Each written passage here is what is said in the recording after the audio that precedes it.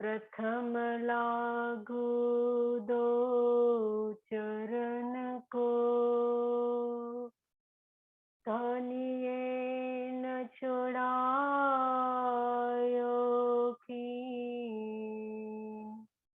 फलन वालू निरखुने तेरे, मेरे जीव के यही जीवना, मेरे जीव के यही जीवना। इन पाँव तले पड़ी रहूं, धनी नजर खोलो बातून। फलन वालू निरखुने तेरे, मेरे जीव के यही जीवना, मेरे जीव के यही जीवना।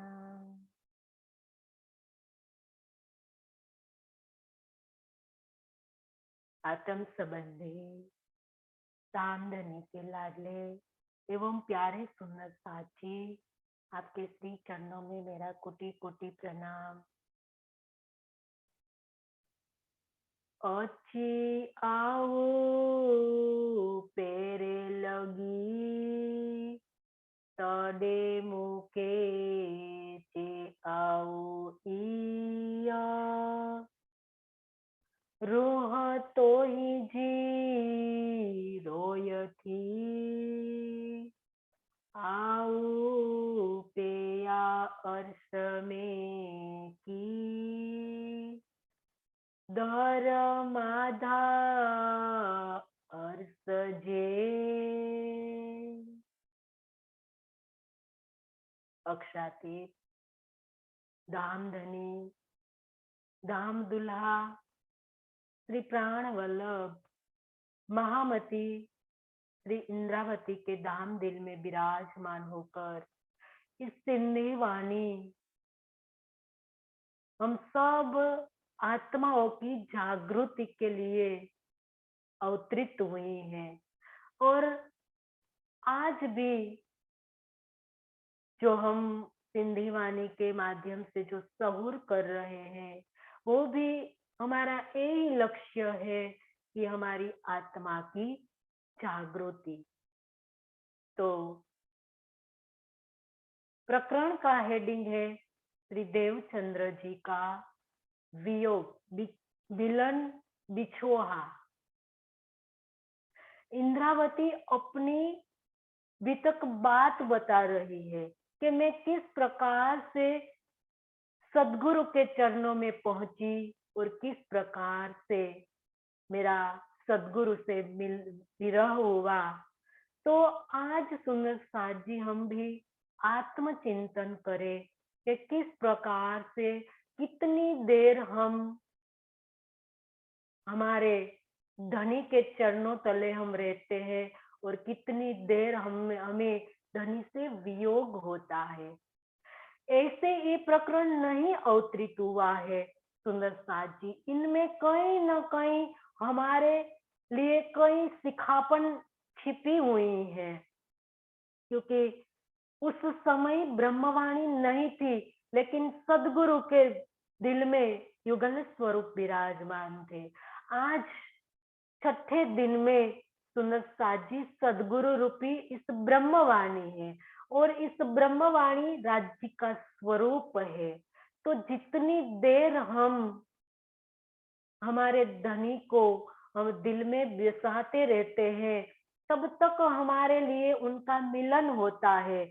और जब हम धनी को भूले रहते हैं तो हमारा बिछुआ होता है। तो सुंदर साथ जी इंद्रावती हमें यही बात समझा रही है कि तुम कितनी देर धनी के चरणों में रहते हो, इतनी देर ही तुम्हारा मिलन होता है धनी के साथ। आगे यहाँ इंद्रावती ने लास्ट चौपाई में हमें बताया कल कि अच्छी आओ, मतलब मैंने आकर आपके चरणों में प्रणाम किया। इंद्रावती सदगुरु के चरणों में जब आई सुंदर साजी सदगुरु का अंतर्ध्यान लीला के समय की बात बता रही है इंद्रावती के अंतर्ध्यान लीला के समय जब इंद्रावती को बुलाया वालबाई को कहकर, तो वालबाई ने जब कहा तो मिराज जब आते हैं और सदगुरु के चरणों में प्रणाम करते हैं, तो तब उन्होंने मुझसे इस प्रकार की कहा कि तुम्हारी आत्मा धाम के दरवाजे पर खड़ी होकर रो रही है और ऐसी स्थिति में मैं कैसे धाम जा सकता हूँ। सदगुरु ने मुझे कहा और वितक में भी बताया कि मैं बैठ ना सको धाम में, कहा इनको रोती देख, इस वास्ते मैं तुमको बुलाया कर विशेख। वितक में कहा है धनी ने कि मैं बैठ ना सकूं धाम। अब हमें धाम को समझना है कि धाम क्या है, धाम गमन क्या है, ये सब बातें सुंदर साजी हमें समझनी होगी। क्योंकि अभी तक तो जब चौथे दिन की लीला की बात सुंदर साजी यहाँ धाम जाने की बात इंद्रावती हमें बता रही है, तो धाम क्या है, किसको धाम कहा है, तो सुंदर साजी इंद्रावती का दिल ही धाम है। क्योंकि छठे दिन में ऊपर तले अर्थ ना कहिया, अर्थ कहिया मोमिन दिल। और ब्रह्मवाणी में भी धनी ने कई बार ऐसी चर्चा, ऐसी चौपाइया सुंदर साजी रखी है कि हमारा दिल, मोमिनों का दिल ही अर्थ बताया है। तो इंद्रावती का दिल अर्थ है, तब उन्होंने सुंदर साजी युगल स्वरूप इनके अंदर विराजमान, युगल स्वरूप को कहाँ विराजमान होता है, होना है इंद्रावती के धाम दिल में विराजमान होता है। और अब 9 वर्ष की जो जुदाई है, तो इस अवस्था के अंदर उनका दिल व्यथित है, दुखी है। तो ऐसी स्थिति में उनको रोने की बात कही है, इंद्रावती की रोने की। वैसे आत्मा सुंदर साजी कभी रोती नहीं है, जीव जो भी रोना हंसना जो भी बताया है वो जीव के लिए बताया गया है। तो यहाँ धाम सुंदर साजी सदगुरु महाराज जी के धाम में जाने की में यही आशय बताया गया है। उनका जो धाम है, धाम हृदय है, वो बात बताई गई है। तो सुंदर साजी धाम गमन भी हम समझ ले कि धाम गमन का मतलब युगल स्वरूप आत्मा के धाम दिल में विराजमान होना, उनको धाम गमन कहा है। ऐसा नहीं है कि तन को छोड़ने के बाद जब हम यही बात कहते हैं कि उस सुंदर साथ का धाम गमन हो गया, धाम गमन इसको नहीं कहते हैं। धाम गमन का मतलब आत्मा के धाम दिल में युगल स्वरूप को विराजमान होना, इसको धाम गमन कहा गया है सुंदर साथ जी। तो जब ये तो चौथे दिन की लीला की बात है, लेकिन जब 5वें दिन की लीला की बात में जब श्री जी का तन ओझल नहीं हुआ था सुंदर साथ जी, सिर्फ उन्हें लीला को छिपाया था, तब सुंदर साथ जी अब हम छठे दिन में धाम गमन की तिथि जब मनाते हैं, धाम गमन श्री जी का धाम गमन हम मनाते हैं, ले हम समझते ही नहीं है उस समय जब कई कीर्तन अवतरित हुए हैं धाम जाने के बारे में कि सैया अब हम धाम चले, चलो चलो रे साथ जी आपन जाए धाम। तो उस समय सुंदर साथ जी ये जो सभी कीर्तन ग्रंथ के अंदर जो भी कीर्तन अवतरित हुए हैं, वो कीर्तन सुंदर साथ जी तन से धाम जाने की बात नहीं की है, चितवन की महत्ता को बताया है कि हे सुंदर साथ जी अब हम रहियो न जावही, मूल मिलावे के बिना हृदय चढ़ चढ़ आवही, संसार लगत है अगीना, ऐसी बात बताई है इस कीर्तनों के अंदर। तो सुंदर साथ जी ये समझना है हमें, चितवन से जाना है धाम, और जब हम चितवन से धाम जाएंगे और एक एक अंग धनी का एक एक अंग हमारे धाम दिल में विराजमान हो जाएंगे, इसको कहा है धाम गमन। सुंदर साथ जी, अगर इतना सहला धाम गमन होता सुंदर साथ जी, तो इतनी कसनी क्यों कराते धनी? सुंदरी सखी और इंद्रावती सखी कई खास मोमिन सखियाओं को कितनी कसनी की, इतना सरल धाम गमन होता। सुंदर साथ जी, हम सहलाई से बोल जाते हैं कि उनका धाम गमन हो गया। धाम गमन ऐसा सरल नहीं है। युगल स्वरूप को दिल में बैठाने को धाम गमन कहते हैं। तो सुंदर साथ जी, ये बात बताई है, युगल स्वरूप को धाम में बैठाना है, महामती के दिल में बैठना है, उनको धाम गमन कहा है। और आगे की चौपाई थोड़ा विस्तार से बताया गया है। बात एक ही बताई है सुंदर साथ जी, इनके अंदर भी, लेकिन थोड़ा विस्तार से बताया गया है। हम समझते हैं कि इनमें धनी हमें क्या कहने जा रहे हैं। दर मादा असजे आउ रोंदी पसा हित तेमु तोके कोठई आउ हलिन सगा पीत। दर दरवाजे, माधा आगे, असजे धाम के, आऊ मैं, रोंदी रोती, पसा देख कर, हित यहाँ से इसीलिए, मुँह मैंने, तो के तुम्हें, कोठई बुलाया है, हली चली, हली का मतलब चली, सदा सकती हूँ, शीत वहां, दर माधा अर्सजे आऊ रोंदी पसाहित, दाम दरवाजे के आगे मैंने तुम्हें रोती हुई देखा है। दर माधा अर्सजे मतलब के धाम दरवाजे के आगे मैंने तुम्हें रोते हुए देखा है। तो ते तो मुके कुठई आऊ हलीन सगा थी, तो मैंने तुम्हें इसीलिए बुलाया है क्योंकि तुम्हारे आए बिना मैं धाम नहीं जा सकता था। तब सदगुरु ने इंद्रावती को बुलाया और कहा कि धाम दरवाजे के आगे मैंने तुमको रोते हुए देखा है। तो धाम दरवाजा क्या है? उनके आगे इंद्रावती को रोने की बात कही गई है, इनको हमें समझना है।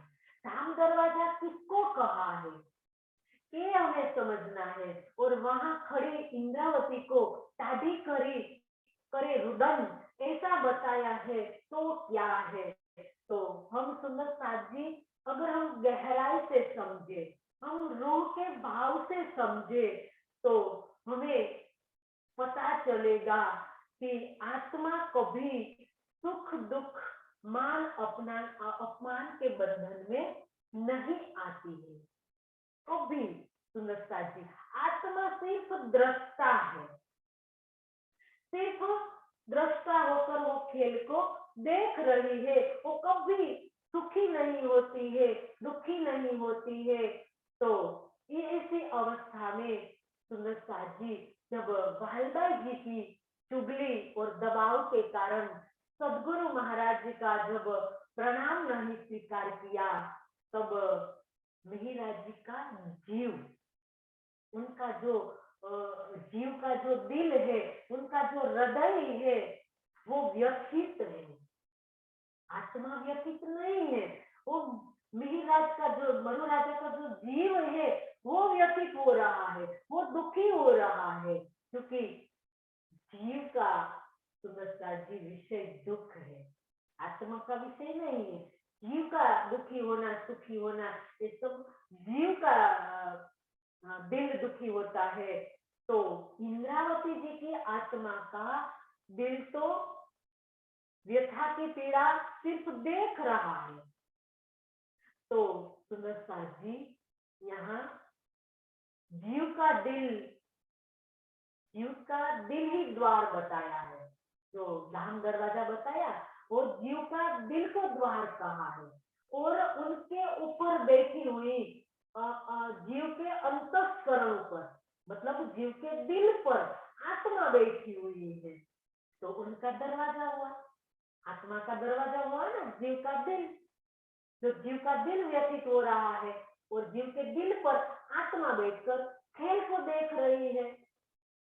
तो इसीलिए बताया कि शादी करी रुदन, तुम्हारे दिल पर जो बताया कि धाम दरवाजे आगे मैंने उनको रोती हुई देखा है।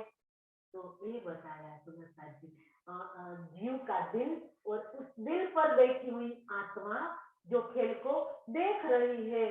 तो इसी वजह से आत्मा को भी हंसते हुए या रोते हुए दिखाया है। कभी उनको हंसते हुए, ये भी हम आगे समझेंगे, लेकिन अब हमें यही समझना है कि इंद्रावती जी के जीव का दिल जिस पीड़ा का अनुभव कर रहा है, तो आत्मा उनको दृष्टा होकर इस लीला को देख रही है। जीव और आत्मा की जो ऐक्य भावना हो गई है, क्योंकि अब सुंदर साथ जी इंद्रावती का जीव इतना गल गया है, वो अपने को आत्मा भाव में देख रहा है। वो अब जीव भाव में नहीं है, वो अपने को आत्मा भाव में आ गया है। तो वो क्या कर रहा है, अपने को आत्मा समझ रहा है। तो ऐसी अवस्था में दोनों एक हो गए, महावती की आत्मा और जीव दोनों एक हो गए हैं। तो ये भाव दर्शाने के लिए सुंदरता जी एक की भावना होने के कारण जीव के रोने की प्रक्रिया आत्मा के साथ जुड़ जाती है। ये भाव है सुंदरता जी। तो हमें ये करना है, जीव को आत्म बनाना है जो इंद्रावती ने बनाया है। इंद्रावती का जीव अब अलग नहीं रहा है। अब हमारे सुंदरता जी, हमारा जीव कभी शरीर भाव में आ जाता है, कभी संसार का भाव ले लेता है, क्योंकि अभी तक धनिकी ने नहीं ली है। इंद्रावती का जो जीव है मरु राजा का, तो इतनी कसनी कर रही है, इतना त्याग समर्पण के धरातल पर वो खड़ा उतर गया है, तो वो अपने को आत्मा समझ रहा है। तो हमें भी ये करना है हमारे जीव को इतना गला देना है कि धनी की हमारे हमारे अंदर जो मैं है संस्कार और शरीर की, तो इनको धनी की मैं के अंदर विलीन कर देनी है। हमें पराक्रम की मैं ले लेनी है। तो जी हमारा जीव भी समर्पण की राह पर चलने लगेगा और जी आत्म बन जाएगा। तो ये भाव यहाँ बताया है, क्योंकि हंसना रोना सब जीव का होता है। तो एक चौपाई हंसने की भी बात आती है सुंदरता जी कि साकुमाल और साकुंडल, जो दोनों की जो आत्मा है वो खेल में कोई राज घराने में आई हुई है, तो मूल स्वरूप उनके हंसत है, ऐसा बताया है। क्यों बताया है मूल स्वरूप उनके हंसत है? तो सुंदर जी मूल स्वरूप मतलब पराक्रम तन, तो पराक्रम तन के अंदर हंसी की बात बताई है। किस प्रकार से? तो सुंदर जी एक दृष्टांत के माध्यम से हम समझे कि हम अगर हमारे घर पर हम टीवी पर्दे पर कोई ऐसा पिक्चर देख रहे हैं, तो पिक्चर के अंदर कोई सीन दुख का आता है, करुण आता है, तो हमारे मुखार बिंद पर ऐसा भाव आ जाता है। हम अपने पर सुंदरता जी घटित करें, क्योंकि हम अपने घर में जब ऐसी कोई लीला देखते हैं, तो हमारे मुखार बिंद पर ऐसा भाव आ जाता है। कब हम ऐसा पिक्चर देख रहे हैं, उनके अंदर हास्य लीला आती है, तो हमारे चेहरे के हाव भाव ऐसे हो जाते हैं। तो उसी तरह से पराक्रम जो धनी के दिल पर खेल देख रही है और आत्मा के माध्यम से जीव जो जो लीला करता है यहाँ सुख की दुख की, तो आत्मा के माध्यम से पराक्रम के अंदर ऐसा भाव आता है। कभी जीव यहाँ दुखी होता है, तो इनके अंदर उनका पराक्रम का जो चेहरा है वो दुख के भाव पर दिखाई देता है। कभी जीव इतना खुशहाल हो जाता है, आनंदित हो जाता है, तो उन पराक्रम के बुखार विंद पर हंसी दिखाई देती है। तो ऐसी बात है सुंदरता की, ये बात बताई है हंसने और रोने की। वैसे सुंदरता जी मीराज के जीव के साथ घटित होने वाली विरह, अपमान, कई प्रकार के आरोप लगे, मिथ्या जो आरोप लगे, तो उनकी जो पीड़ा, जो उनके आत्मा और परात्म के जो दिल है वो भी द्रवित हो जाता है। जैसे हमारे शरीर के अंदर जो हाव भाव हो जाते हैं पिक्चर देखकर टीवी पर्दे पर, तो उसी प्रकार से आत्मा और परात्म दोनों के भाव पर, दोनों के चेहरे पर सुनता जी उनका दोनों का दिल द्रवित हो जाता है। तो परात्म का दिल इस लीला से द्रवित होता है। तो उसकी सुरता रूप आत्मा के धाम दिल में जो युगल स्वरूप विराजमान होकर जो लीला कर सकते हैं, तो सुंदर जी ऐसे द्रवित हृदय पर, इससे व्यथित हृदय के अंदर किस प्रकार से युगल स्वरूप लीला करें, तो धाम दरवाजे पर रोने की बात बताई है।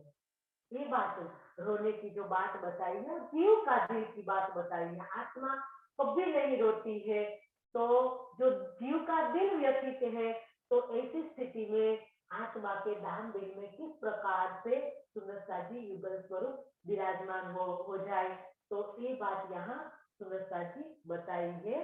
तो सुंदरता जी ये हमें समझना है यहाँ। मुकेशी आऊ पधरो तो सुई गाल सबन पर केर परुडे इसारतो संदियो हीन दोसन। मुके मेरे के आऊ कहा, पधरो प्रत्यक्ष, सा तो सुई सुनी, सबन सबनने, पर परंतु केर कौन, परुडे समझे, इशारतु गुप्त कथन, संदियु को, हीन इन दोसन मित्रों की। मुके के आऊ पधरो सासुई गालन सबन। मुझसे यह बात उन्होंने स्पष्ट रूप से कही, जिसे सभी ने सुनी। गाल सबन, सासुई गाल सबन, जिसे सभी ने सुनी। पर केर परुडे इशारतु, परंतु इन संध्युहीन दोषण, मतलब कि इन दो सखियों सुंदरबाई और इंद्रावती की गुप्त बातों को भला कोई दूसरा कैसे समझ सकता था। मुझसे यह बात उन्होंने स्पष्ट रूप से कही। अब इंद्रावती अपनी बात बता रही है कि जब वो सदगुरु के चरणों में गई और 22 दिन में जब उन दोनों सखियों के बीच में जो बातें हुई, तो सुंदरसा जी इस बातें सभी कई सुंदरसा के बीच में ये बात बताई गई थी। कौन सी बात बताई गई थी सुंदरसा जी? आध्यात्मिक की चरम सीमा की बात, इतनी ऊंची ऊंची आध्यात्मिक बात बताई गई और भविष्य के अंदर जो जागने की बात बताई गई कि भविष्य में जागनी किस प्रकार से होगी, ये सभी बात बताई। और आगे ये भी सदगुरु ने बताया कि आगे वाणी का अवतरण तुम्हारे तन से होगा, आगे की जागनी तुम्हारे तन से होगी, वाणी का अवतरण भी तुम्हारे तन से होगा। परम पाताल से लेकर परम नाम तक सभी शक्ति तुम्हारे तन में विराजमान होगी। तुम आगे बुद्ध निष्कलंक स्वरूप जाहिर होंगे और सभी तुम्हें पार ब्रह्म के स्वरूप में सुंदरता जी देखेंगे, मानेंगे। ऐसी कोई बातें बताई और परमधाम की बातें इशारा में बताई, मानिक पहाड़ की बातें बताई, होश को सर तालाब की, रंग महल की, 8 सागर 8 जीवी की, कोई प्रकार की बातें जो सुदर्शन जी इशारा में बताई। तो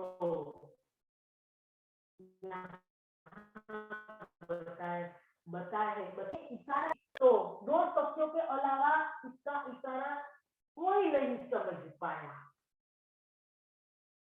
तो गुरु ने तो बता दिया कि हे मिहिरराज, मेरे तन में जो युगल स्वरूप विराजमान है, जब मेरे तन की लीला पूर्ण हो जाने वाली है तो ये युगल स्वरूप तुम्हारे तन में विराजमान हो जाएंगे। ये बात भी सदगुरु ने बता दी थी कि आगे तुम्हारे तन में विराजमान हो जाएंगे, तुम्हारे आत्मा के दान दिल में विराजमान युगल स्वरूप हो जाएंगे।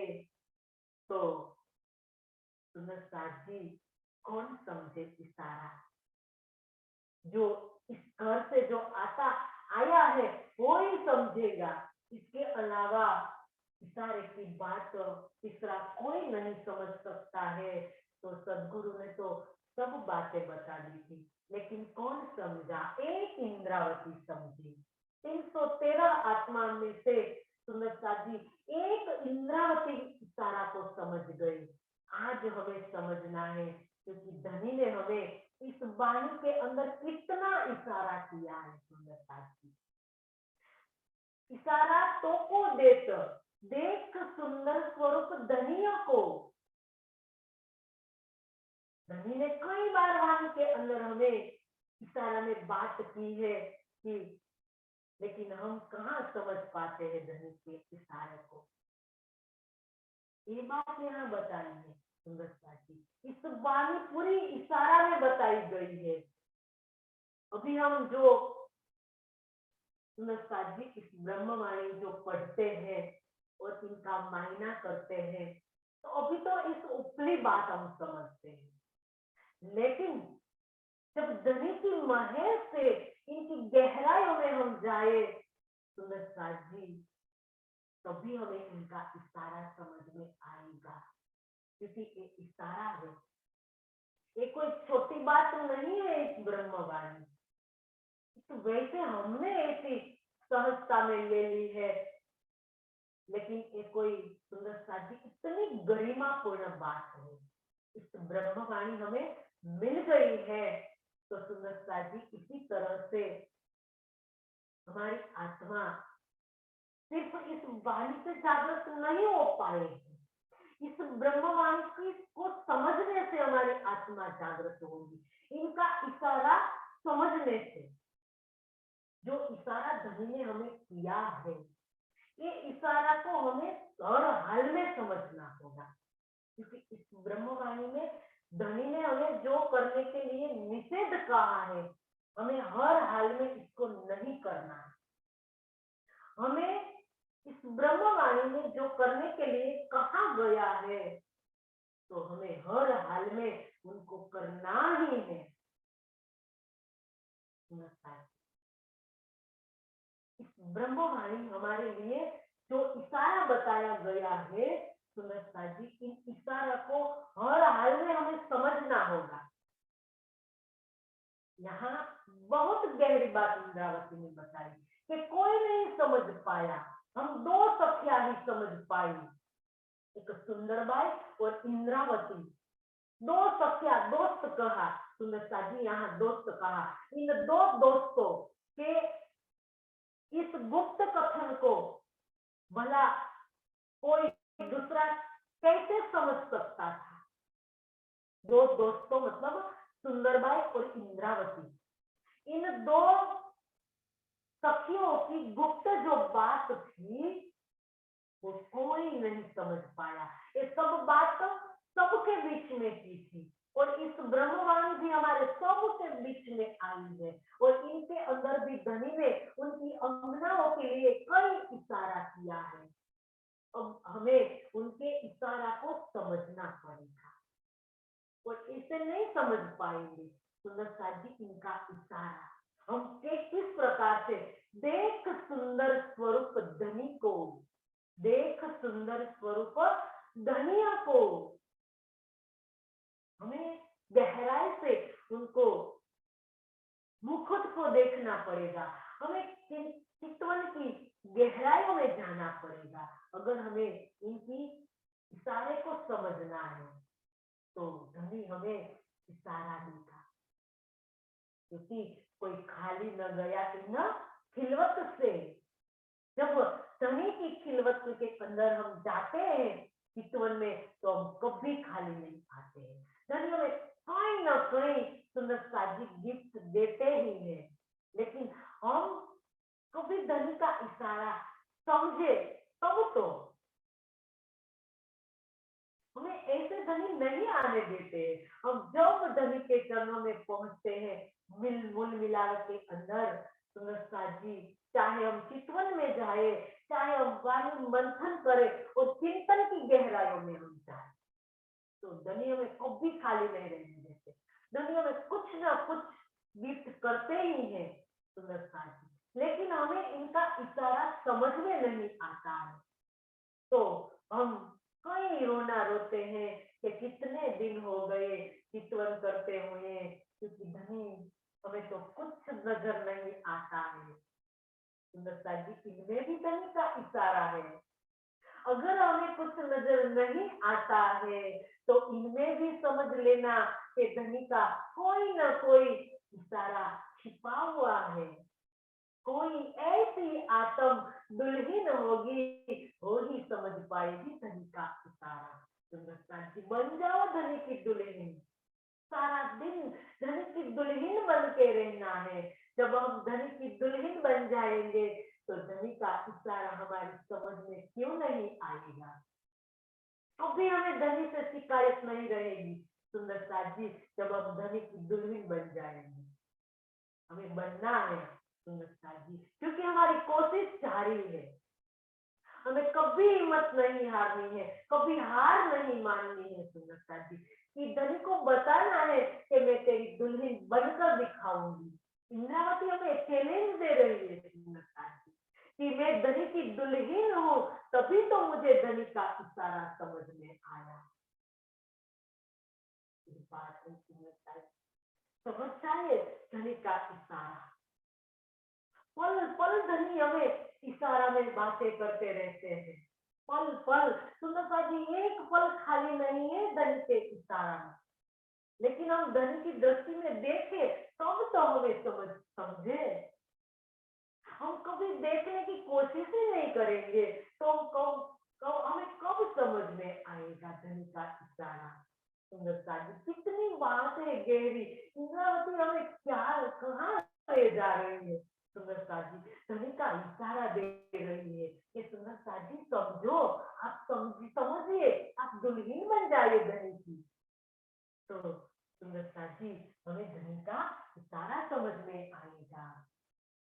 करे मेडो के आओ मीठी भटे, पण आओ निंद्र मांज, पण मोकी न परडियो, कर छड़े उदिया हंज।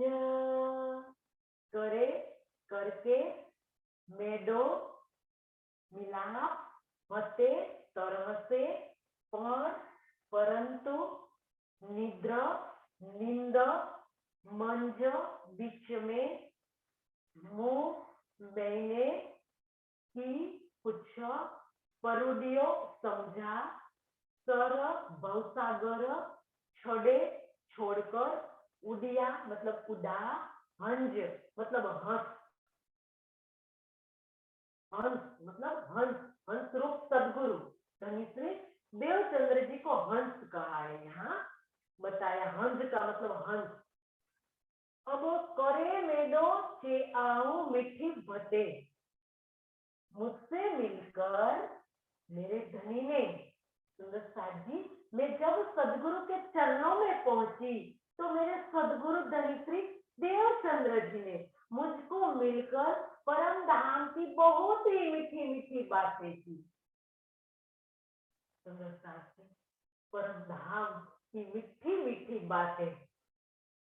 परम धाम के हमारे धनी तो इतने मीठे हैं, तो उनकी बातें भी मीठी ही होगी ना। सुंदर साथ जी, यहाँ जब हम शरीर भाव में, जीव भाव में, जब कभी हम किसी से मीठी बातें करते हैं किसी के साथ, तो थोड़ी देर के लिए सुंदरता जी वो मिठास रहती है।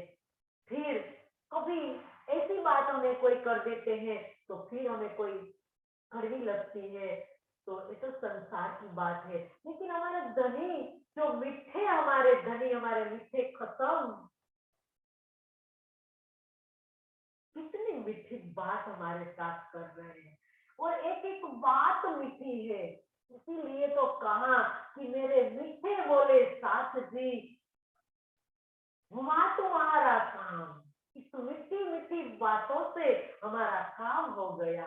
इस मीठी मीठी सुंदर साची बातें इस ब्रह्मवाणी के अंदर है, और इस ब्रह्मवाणी को मिस्री की सुंदर साची ईंट कहा है कुरान के अंदर, कि मिस्री की ईंट गिरेगी जब खुदा ताला हफ्सा के अंदर, हफ्सा का बादशाह जब विरह के अंदर डूबेगा, तब यहाँ मिस्र की ईंटों गिरेगी।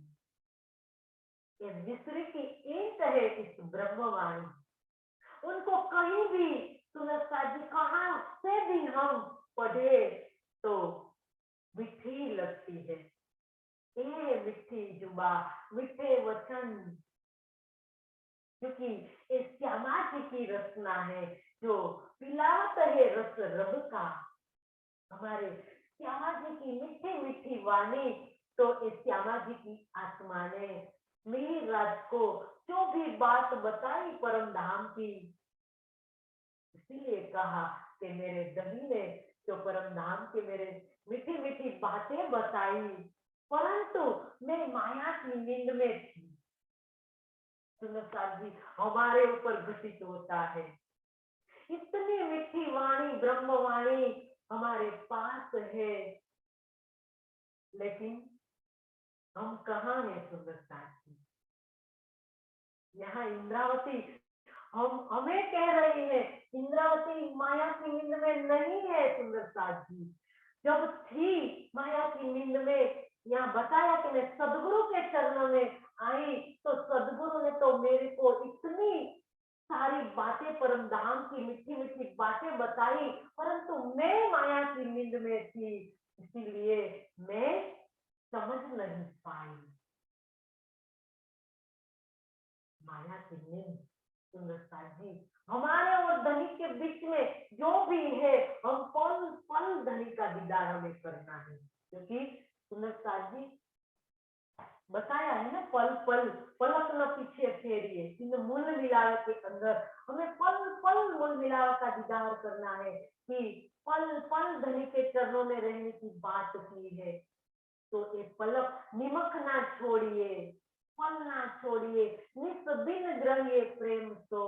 कितनी बात इस ब्रह्मवाणी के अंदर बताई है ना। निमक एक ना छोड़िए, कौन मन वाचा कर्मन। एक पल के लिए हमें धन से अलग नहीं होना है, और अगर हम हो जाते हैं तो उनको नींद कहते हैं। कितनी देर हमें धनी से वियोग रहता है सुंदरता जी, ये माया है, उनको माया कहते हैं। क्योंकि हमारे और धनी के बीच में क्या पर्दा है? इस माया को पर्दा है, जो हमें धनी से मिलन नहीं होने देती है, वो तो पर्दा है, इसको तो माया कहा है। धनी के साथ हमारा मिलन नहीं होने देती है। तो सुनर साहब जी, मिहिर राज ने तो जब सदगुरु ने ऐसी मीठी मीठी जो बात बताई थी इशारा के अंदर, तो इतनी दृढ़ता से ग्रहण की थी मिहिर राज ने। कितनी हम वितक से समझते हैं, वितक से हम जानते भी हैं कि इतने छोटी उम्र में सभी इशारा को अपने दिल में इतना ग्रहण कर लिया था कि मेरे सदगुरु ने मुझे जो बात कही है तो ये मेरे को हर हाल में पूरी करनी है। जो दो सखियों के जगाने की बात की है तो मेरे को हर हाल में उनको जागृत करना है। और इनके लिए जो भी बात सदगुरु ने उनको बताई तो पूरी दृढ़ता से ग्रहण की थी। फिर भी कहा कि मैं नींद में थी। देखो सुंदरता जी, इंद्रावती और हमारी रहने की जमीन आसमान का फर्क है। हम सिर्फ सुनते हैं, पढ़ते हैं, थोड़ी देर चितवन कर लेते हैं और संतोष मान लेते हैं कि अब तो आज का काम तो हमारा हो गया। लेकिन हमने कभी सोचा कि आज तो धन के देखे बिना हमारा दिन चला गया। हमने कभी ऐसा विरह आया कभी हमने किया ऐसा विरह कि धनी आज का दिन भी चला गया, आज भी तूने दीदार नहीं दिया, कब दोगे दीदी दीदार। इस आत्म आपके दीदार के लिए तड़प रही है और कितने दिन चले गए तेरे दीदार बिना प्राण न रहे। इंद्रावती तो मछली की तरफ चढ़ती है धन के दीदार के लिए। ये इंद्रावती कह रही है कि मैं तो माया की नींद में थी तो मैं समझ नहीं पाई। सिर्फ इतना सुंदरता जी, हाँ फिर भी वो कह रही है। वैसे तो वो पूरी समर्पित हो गई थी धनी के चरणों में, क्योंकि इतनी छोटी उम्र में हम वितक के माध्यम से जानते हैं कि दोनों भाई सारा दिन सदगुरु के चरणों में चर्चा सुनने के लिए समय जाते थे, सारा दिन। और सभी बात भी इतनी दृढ़ता से ग्रहण करते थे। फिर भी वो कह रही है कि इस माया की नींद में इनकी भूल सिर्फ इतनी थी सुंदरता जी कि तन तन के अंदर जो उनके दिल के अंदर जो विराजमान युगल स्वरूप की पहचान न कर पाए। सिर्फ सदगुरु को धाम धनी मान लिया और उनके साथ होड़ कर ली कि तुमको धाम दिखाई देता है और मुझको क्यों नहीं दिखाई देता है। और इतनी सुंदरता जी जो ये बात थी वो सारी प्रकाश के अंदर, खतुति के अंदर पूरा विरह बता दिया इंद्रावती ने। इतनी पहचान नहीं हुई थी सुंदरता जी। आज हमारे ऊपर हम घटित करें कि इस ब्रह्मवाणी हमारे पास आई और मूल संबंध की पहचान इंद्रावती ने जो मूल संबंध की पहचान नहीं की थी, सदगुरु के तन को दान धनी समझ रखा था। इतनी छोटे भूल को सुंदरता जी इंद्रावती ने यहाँ माया की नींद कहा, क्योंकि माया की नींद के आड़े धनी की पहचान नहीं हुई, धनी की इस वाणी को समझ नहीं पाई, क्योंकि सभी बात धनी सदगुरु ने कह दी थी। तो माया की नींद के आड़े में आपकी बात समझ नहीं पाई और कह रहे हैं कि कुछ भी समझ नहीं पाई और संसार रूपी सरोवर को छोड़कर हंस रूप सदगुरु ओझल हो गए। अब तो ओही ओही करती फेरू प्रकाश के अंदर बताया। कितना विरह सुंदरता जी बताया है, इतना पहचान नहीं हुई तो सुंदरता जी पूरी विरह से भर दी कि ओही ओही करती फिरू। उनके पूरे शरीर को सुंदरता जी विकार दिया, बुद्ध को, मन को, चित्त को, लज्जा को दंतड़ा को, जीव को, काल को कि तुम काल क्यों नहीं आया, मेरे दंतड़ा तुम उखड़ क्यों नहीं गए, तुम मेरी बुद्धि तुम कहाँ थी जब सदगुरु धाम जा रहे थे, तब मेरी बुद्धि तुम क्यों मेरे साथ सचेत नहीं हुई और घर पर चली गई और पीछे से मेरे सदगुरु धाम चले गए। मतलब सुंदर साथ जी अंतर्ध्यान लीला की बात की कि तन छोड़ दिया, क्योंकि मिहिराज के दिल में युगल स्वरूप विराजमान है, लेकिन उनको पता नहीं है। ये इनका विरह है, इनको माया की नींद कहा है। तो आज भी हम यही भूल सुंदर साथ जी कर रहे हैं। युगल स्वरूप उनके दिल में विराजमान है, लेकिन उनको पहचान नहीं है मेरे दिल में युगल स्वरूप विराजमान है। तो ये भूल और एक गलती और इनको माया की नींद कहा है और सब पूरे शरीर को इतना अधिकारा है सुंदर साथ जी प्रकाश हिंदुस्तानी। तीसरा, चौथा, पांचवा नंबर पे प्रकाश और पूरा विरह बताया, पूरा सदगुरु के पीछे अंतर्ध्यान के समय जो विरह इंद्रावती ने किया है वो इतना बताया है सुंदर सुंदर साथ।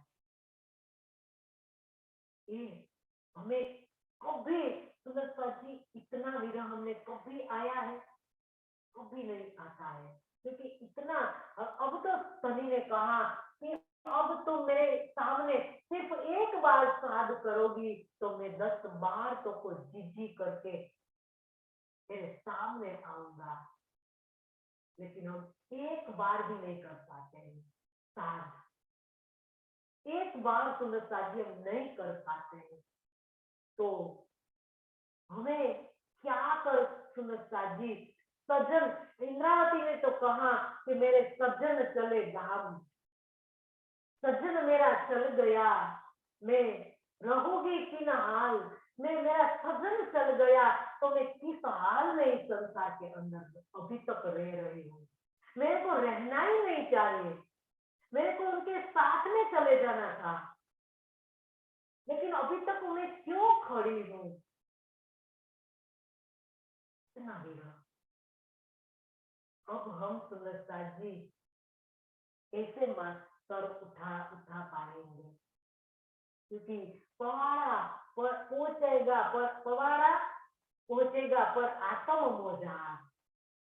अब कैसे सिर उठाएंगे हम धनी के सामने, क्योंकि अभी तो हम कितने माया की नींद के अंदर है, क्योंकि इस मोह की जो नींद है, माया की जो नींद है, अब तो ब्रह्मवाणी भी उतर गई है, लेकिन अभी तक हम इस माया की नींद से परे नहीं हो रहे हैं।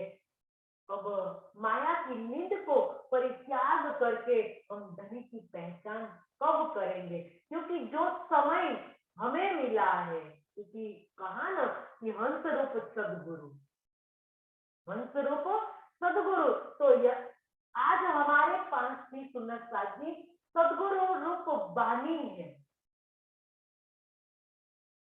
तो हमें जो आवरता मिली है इस तन को, तो कितने दिन चलेगी, इन श्वास जो गिनती के साथ बंधा है वो कितना बाकी है ये भी हमें पता नहीं है सुंदर साथ जी, लेकिन हम कितनी मस्ती के अंदर जी रहे हैं।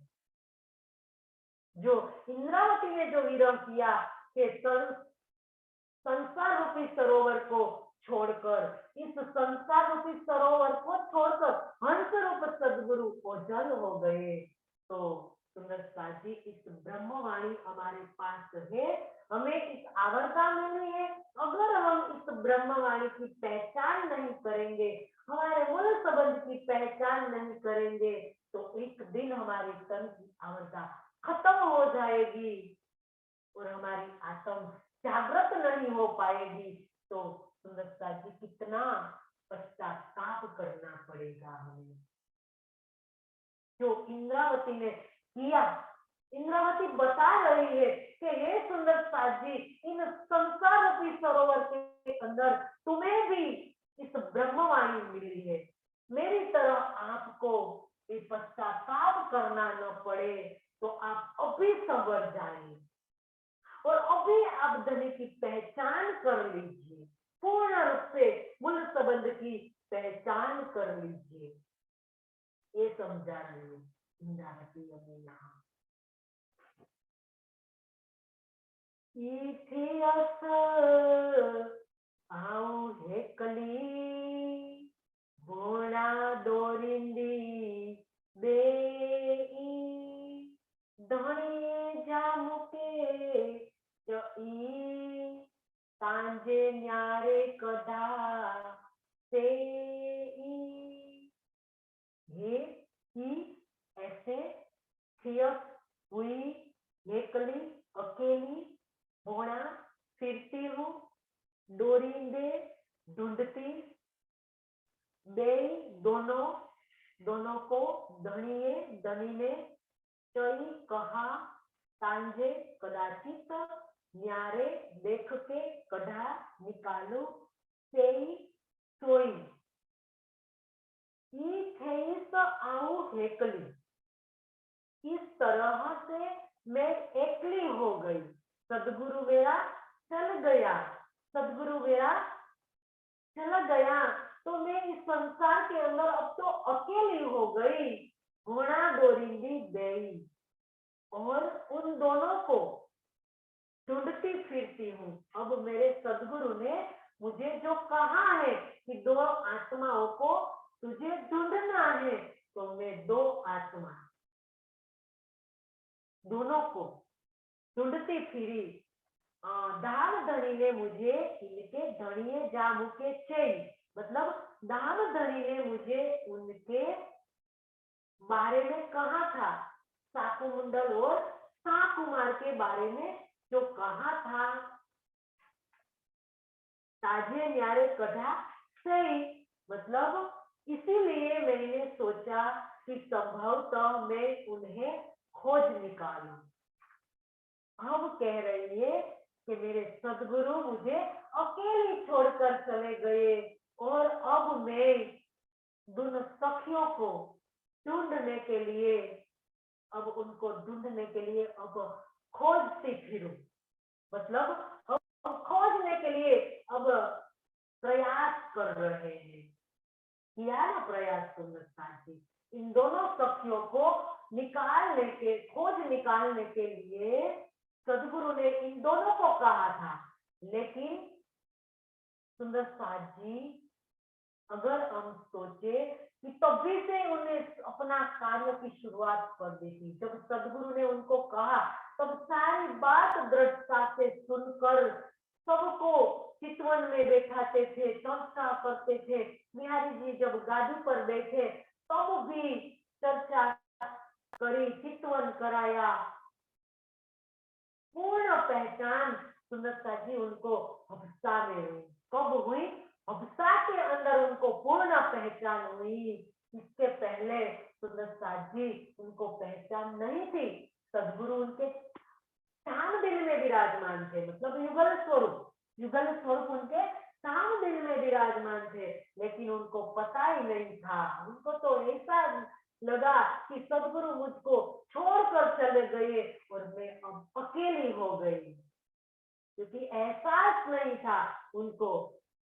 तो साथी सोचो, हमारे दिल में भी हमारे धनी विराजमान है मार्फत के अंदर, लेकिन हमें कहाँ एहसास है दिखा है, हमें एहसास जब इंद्रावती को भी नहीं था एहसास, मिहिरराज को उनका एहसास नहीं था कि मेरे दिल में मेरे सदगुरु विराजमान है। सब बातें सदगुरु ने बताई थी, तो वाणी भी तो हमें बता रही है, आडो पटन द्वार खोली आंखें समझती, देखती न देखे भरतार, हक सहरग से नजीक, हक सहरग से नजीक, आडो पटन द्वार खोली आंखें समझ की, देखती न देखे भरतार। आज हमारी स्थिति भी यही है सुंदरता जी, जो इंद्रावती बता रही है कि मैं अकेली हो गई, तो आज भी भी मान रहे हैं कि मेरे पास कहीं नहीं है। धनी को खोजने के लिए हम क्या क्या प्रयास करें, कहाँ कहाँ हम जाते हैं धनी को खोजने के लिए। वैसे धनी हमारे दिल में विराजमान है, लेकिन हमारे दिल में विराजमान युगल स्वरूप को हम प्रत्यक्ष जब तक नहीं पालेंगे सुंदरता जी, तब तक हमारी कोशिश जारी रखनी पड़ेगी। जो इंद्रावती ने रखी सुंदरता जी, कितनी कसमी थी। हफ्ता के अंदर हफ्ता में गए, इससे पहले भी कितनी कसमी थी इंद्रावती ने सुंदरता जी। विहिराज ने बिहारी जी ने कोई कसर नहीं छोड़ी थी मिहिराज पर कष्ट बरसाने के लिए। कई कोशिश की, लेकिन इंद्रावती सुंदरता जी कभी कभी पीछे मुड़कर कभी नहीं देखा, कभी उनके दुर्गुण को नहीं देखा। वो उनके अंदर भी सद्गुण को देखकर चली। तो हमें ऐसा करना है, किसी के अंदर हमें अवगुण देखना ही नहीं। चाहे सुंदर साथ हो, चाहे कोई सुंदर साथ के अलावा कोई और हो, किसी के अंदर हमें अवगुण देखना ही नहीं है, क्योंकि हमें प्रत्यक्ष शनि को पाना है। अगर हमें प्रत्यक्ष शनि को पाना है, दुल्हीन बनना है, तो सुंदर साथी दुल्हीन कभी किसी का अवगुण नहीं देखती है। वो तो अपना अवगुण देखती है और तभी अपना अवगुण निकाल देती है। जब अपने अंदर अवगुण दिखाई देता है, तब भी अपने अवगुण को निकाल देती है, उसको दुल्हीन कहा है। तो ये दुल्हीन, ये इंद्रावती सुंदरता जी, जो अपने को अकेली महसूस की और वो दुल्हीन बनी हफ्ता के अंदर, और दुल्हीन बनकर इस ब्रह्मवाणी का अवतरण हुआ। और आगे दोनों सखियों को खोजने के लिए वो नौतनपुरी से निकली। तो सुंदरता जी अब नौतनपुरी से निकलती निकलती जब पन्ना तक पहुंची, तो कई आत्माएं उनको मिली। तो ये बात आगे आएगी सुंदरता जी, एक कल की चौपाई के अंदर हम समझेंगे कि वो नौतनपुरी से जब निकलते हैं, तो बीच में कौन कौन सखिया किस किस प्रकार से उनको मिलती है। तो इस बात हम कल समझेंगे। आज सुंदरता जी चौपाई दोहराएंगे। आऊ एकली भोणा दोरिंदी बे सोनिए झामुके के न्याये कढ़ाई से सांझे न्यारे कढ़ा से। बोलिए श्री प्राणनाथ प्यारे की जय, सदगुरु महाराज की जय। सब सुंदर साथ के चरणों में कोटि कोटि प्रणाम। आपके हृदय का युगल स्वरूप को भी कोटि कोटि प्रणाम।